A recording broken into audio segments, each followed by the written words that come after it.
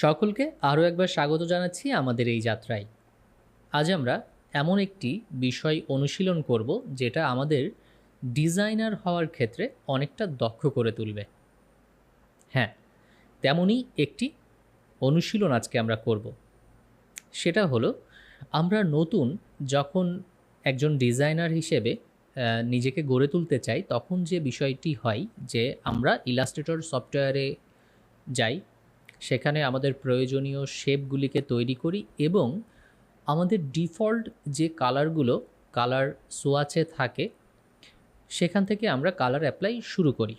অর্থাৎ আমরা নতুনেরা branding colour কিভাবে করতে হয়, অর্থাৎ সেই ব্র্যান্ডের কালারগুলোকে কিভাবে আমার ডিজাইনে তুলে দিতে হয়, সেই বিষয়বস্তু নিয়ে আমরা একটু বিচলিত থাকি এবং আমরা আমাদের মতো করে কালার দিই, যার কারণে আমরা ঠিক আই ক্যাচিং একটি ডিজাইন করে তুলতে পারি না।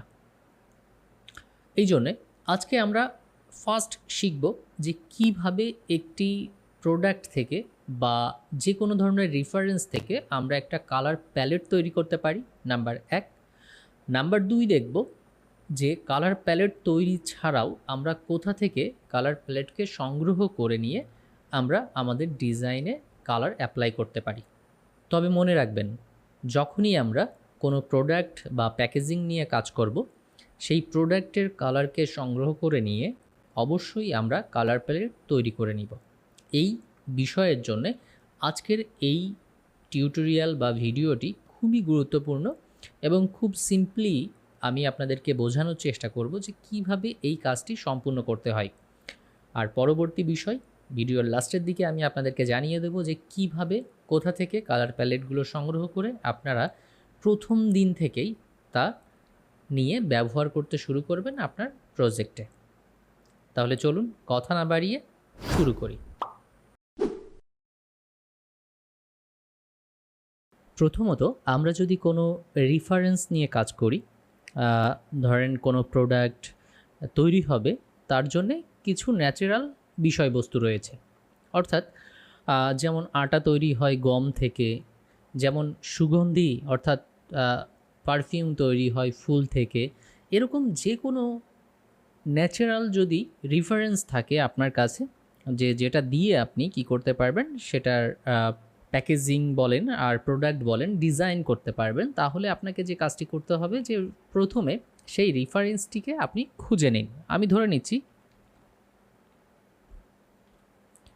আমি ধরে নিলাম যে একটি ফুল দিয়ে একটি পারফিউম বা যে কোনো ধরনের একটি প্রোডাক্ট হবে, আমি এইখান থেকে আমি সেই ফুলটিকে আগে চয়েস করে নিব। আমি ধরে নিচ্ছি যে এই ফুলটি দিয়ে একটি প্রোডাক্ট তৈরি হবে, অর্থাৎ যে প্রোডাক্টটি তৈরি হবে তার বেস বা তার সুগন্ধি হলো এই ফুলের রেফারেন্সে। তো আমি প্রথমে যে কাজটি করব, আমি এই ছবিটির উপরে ডান বাটন ক্লিক করে আমি কপি করে নিব। কপি করে আমি চলে যাব ইলাস্ট্রেটর সফটওয়্যারে এবং এখানে এসে আমি যে কাজটি করব, আমি এখানে এসে কন্ট্রোল ভি, তাতে করে কি হলো, আমার ছবিটি চলে আসলো। যেহেতু এই ছবি নিয়েই আমাকে কাজ করতে হবে, তো আমার প্রথম যে স্টেপ হলো যে এই ছবি থেকে আমি কিভাবে কালার প্যালেট তৈরি করব। এটা হচ্ছে আমাদের মূল উদ্দেশ্য। তো আমি রেফারেন্স এই ছবিটি এই পাশে রাখছি। রাখার পরে দ্বিতীয়ত আমার যে কাজটি করতে হবে সেটা হলো, আমাকে একটি রেক্ট্যাঙ্গুলার নিয়ে নিতে হবে, অর্থাৎ একটি বক্স নিয়ে নিতে হবে। আমি এখানে একটি বক্স নিয়ে নিয়েছি। এইবার আমাকে ডিসাইড করতে হবে যে আমার এই রেফারেন্সের সব থেকে লাইট কালার কোনটি আর সব থেকে ডার্ক কালার কোনটি। এই দুইটা জিনিস আমাকে একটু ভেবে চিন্তে দেখে ডিসাইড করতে হবে। তো আমি যখনই এই শেপটা নিব, আই ড্রপার টুলে ক্লিক করব এবং আমি আমার রেফারেন্সকে জুম করে দেখব যে অ্যাকচুয়ালি এখানে সব থেকে লাইট কালার কোথায়। আমি দেখছি এইখানে লাইট কালার, আমি এটাকে লাইট কালার হিসেবে নিয়ে নিয়েছি। ওকে, আমি এই শেপটিকে অল্টার প্রেস করে একটা কপি করে নিচ্ছি। ওকে, এইবার এই শেপটিকে আমি কি করব, আমি এই রেফারেন্সের সব থেকে ডার্ক কালার ব্যবহার করব, সব থেকে ডার্ক কালার। ওকে, আমি এইখান থেকে নিয়ে নিলাম সব থেকে ডার্ক কালার। ওকে, এইবার কি করব, আমি এই দুইটাকে একসাথে ধরবো, অর্থাৎ লাইট কালার এবং ডার্ক কালার দুটিকে একসাথে ধরবো। ধরার পর আমি চলে যাব আমার ব্লেন্ড টুলে, ব্লেন্ড টুলটাকে সিলেক্ট করব, এইখানে একটি ক্লিক করব। খেয়াল করে দেখবেন যে আমি ঠিক ডান পাশের আইকনে, আপনারা একটা জিনিস মনে রাখবেন যে যে কর্নারে আপনি ক্লিক করবেন চেষ্টা করবেন অপর শেপের ঠিক সেই কর্নারটাতে ক্লিক করতে। ওকে, তো এইখানে আমার একটা, দুটো, তিনটে, চারটে, পাঁচটা কালার প্লেট তৈরি হয়ে গেছে, কালার তৈরি হয়ে গেছে। তার মানে এটা হচ্ছে আমার ফার্স্ট টোন, এটা হচ্ছে আমার মিডিল টোন, এটা হচ্ছে আমার লাস্ট টোন। অর্থাৎ এই যে যে কালারের দুইটা কালারের মাঝামাঝি যে কালারগুলো আমরা ব্যবহার করতে পারি আমাদের ডিজাইনে, সেই কালারগুলি আমরা বের করে ফেললাম। এখন খেয়াল করে দেখেন যে এইখানে কালার আছে 5টি। এখন আপনার যদি মনে হয় যে না আমার আরও কালার প্রয়োজন, তাহলে আপনি এখানে ডাবল ক্লিক করবেন, এখানে স্টেপে চলে যাবেন, ড্রপডাউনে ক্লিক করে স্টেপে চলে যাবেন, এখানে 3 আছে, আপনি যদি এখানে 4 দেন তাহলে আমাদের কালার হবে 5টি। এই দেখেন এখানে 3 আর 3 6টি, সরি 6টি কালার আমাদের অলরেডি তৈরি হয়ে গেছে। আমরা ওইখানে 4 দিয়েছিলাম আর আগে আমাদের 2টা ছিল, তো আমাদের 6টি কালার, খুব চমৎকার চমৎকার 6টি কালার আমার এখানে তৈরি হয়ে গেছে। এখন আপনি অ্যাপ্লাই কি করে করবেন একটু ধারণা দিয়ে দেবো আপনাদের আজ। আমি রেফারেন্স এই ইমেজটিকে ডিলিট করে দিচ্ছি, আমার এই কালারটাকে আমি এখানে রাখছি। এখন খেয়াল করে দেখেন যে এখানে যদি আপনি কোনো ডিজাইন তৈরি করেন, আমি সিম্পলি ধরে নিচ্ছি যে আমার এইখানে একটা সর্বোচ্চ ডার্ক কালারের ব্যাকগ্রাউন্ডটি আমি দিয়ে দিলাম আমার প্যাকেজিংয়ের জন্যে। ওকে, Ctrl+2 দিয়ে আমি লক করে দিলাম যেন আমার ডিস্টার্ব না হয়। আমি এইখান থেকে একটা হেক্সাগন নিলাম, ধরে নিলাম যে আমার এইখানে একটা ছবি বসবে। তো এই হেক্সাগনটার কালার আমি কি দিতে পারি, আমি একদম লাইটটাও দিতে পারি এবং আস্তে আস্তে আমি এগোতে পারি। হ্যাঁ, আমি এগোতে পারি, এই যে সব থেকে লাইটটা, তারপরে আমার এটা, তারপরে আমার এটা, তারপরে এইটা, তারপরে এইটা। তো আপনার যেটা পছন্দ হবে আপনি সেটা দিবেন, যেটাই দেন না কেন আপনার দেখতে খুবই স্মুদি এবং খুবই আই ক্যাচিং মনে হবে, কারণ আমি আমার কালার প্যালেটটাকে অলরেডি তৈরি করে নিয়েছি। তো আমি এখানে ক্লিক করলাম। ওকে, থার্ডটা আমি এবার Ctrl+C দিয়ে কপি করে Ctrl+B দিয়ে পিছনে একটা শেপ নিয়ে নিয়েছি, এটাকে জাস্ট একটু হাইলাইট করার জন্য এটাকে আমি স্ট্রোক করে দিলাম, স্ট্রোকটাকে আমি একটু মোটা করে নিব। ওকে, এইবার এইটাকে আমি আরেকটু লাইট কালার দিব, যেটা দিয়েছি তার থেকে একটু লাইট কালার। ওকে, ওকে, আমি ফিল হয়ে গেছে আমার, আমি স্ট্রোকটাকে দিয়ে দিই।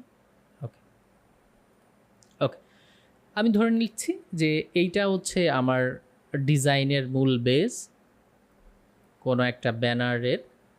তো আমি এইখান থেকে এটাকে মার্কস করে দিচ্ছি, অর্থাৎ আমি শেপটা নিচ্ছি এবং বাকি শেপগুলোকে সিলেক্ট করে Ctrl+7 কিবোর্ড থেকে। ওকে, তৈরি হয়ে গেল। আমি মনে করছি এখানে আমার জাস্ট ইমেজ থাকবে বা কোম্পানির কোনো রেফারেন্স থাকবে, তো এটা থাকলো। এইবার মূল ব্যাপার হচ্ছে আমার টেক্সটে, অর্থাৎ আমি কি লিখব সেটা নিয়ে। আচ্ছা, তো আমি এখানে লিখলাম ডিজাইন। ওকে, এটা ধরলাম আমার টাইটেল। ওকে, আমি অবশ্যই পছন্দ অনুযায়ী আমার টেক্সটটাকে সিলেক্ট করে নিব। ওকে, এইবার আমি কি করব, যেহেতু আমার এখানে সর্বোচ্চ ডার্ক রয়েছে আমার রেফারেন্স কালারের, তো আমি সর্বোচ্চ লাইটটা দেব যেন সব থেকে বেশি এটা চোখে পড়ে। ওকে, আমি এটা দিয়ে দিলাম। আচ্ছা, এইবার আমি কি করব, এইবার আমার যে প্যারাগ্রাফ থাকবে, অর্থাৎ আরও এই বিষয়ে যে তথ্যগুলো থাকবে, আমি এইখানে টাইপটাকে এরিয়া টাইপ করে দিচ্ছি, এই যে অলরেডি চলে আসছে।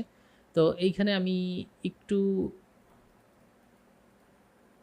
বাড়িয়ে দিচ্ছি, আমার যে টাইটেলের জন্য যে ফন্টটা আমি সিলেক্ট করেছি সেটাকে একটু চেঞ্জ করে দিই, কারণ সেটা আমার এখানে প্রয়োজন নেই। ওকে, আমি প্যারাগ্রাফ থেকে এদেরকে একটু দুই পাশে অ্যালাইন করে দিলাম। ওকে, এইবার খেয়াল করে দেখেন যে আমি গুরুত্ব কাকে দিব। আমি যদি ডিজাইনকে গুরুত্ব দিতে চাই তাহলে আমি যে কাজটি করব, যে ডিজাইনের এক ধাপ বা দুই ধাপ নিচে যে কালারটা আছে সেই কালারটা আমি এদেরকে দিব। সেটা এই এই তাহলে কি হবে, আপনি জুম আউট করে দেখেন যে আপনার চোখের সব থেকে বেশি পড়তেছে এই যে ডিজাইন লেখাটা, তারপরে এটা। আর এখানে তো রেফারেন্স ইমেজ থাকবেই। এগুলো থাকলো। এছাড়া ডিজাইন এলিমেন্ট, অর্থাৎ কোনো ধরনের ডিজাইন এলিমেন্ট যদি আপনি এখানে দিতে চান, যেমন আপনি এইখানে একটু ছোট্ট করে ওইটাকে ব্যালেন্স করার জন্য আপনি এইখানে এরকম একটা পলিগন দিয়ে দিতে পারেন। ওকে, তো আমরা এটাকে মার্কস করে দিই।